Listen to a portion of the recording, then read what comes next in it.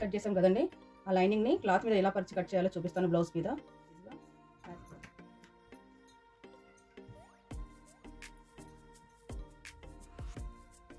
చూసుకోవాలి. ఇక్కడైతే నాకు క్లియర్గా కనపడుతుంది. ఇది లైట్ ఉంది, ఇది డార్క్ ఉంది. బ్యాక్ ఇలా పెట్టుకోవాలి.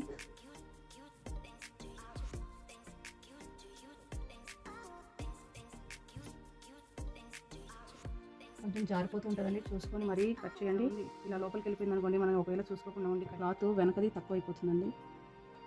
నిదానంగా కొత్తగా నేర్చుకునే వాళ్ళు కొంచెం చూసుకొని కట్ చేసుకోండి.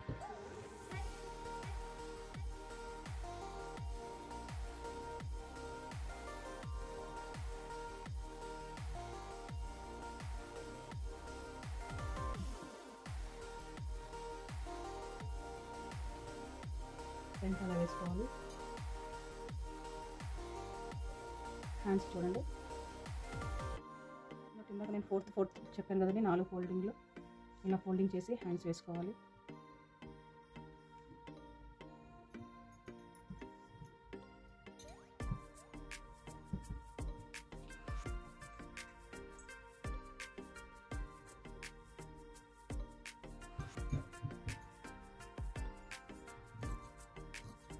మెయిన్ క్లాత్ని 1/2 ఇంచ్ ఎక్స్ట్రానే కట్ చేసుకోండి.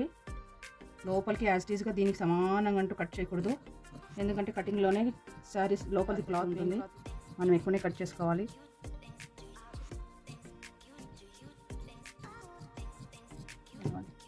ఇంత మార్జిన్ మనం ఎక్కువ కట్ చేసుకోవాలి.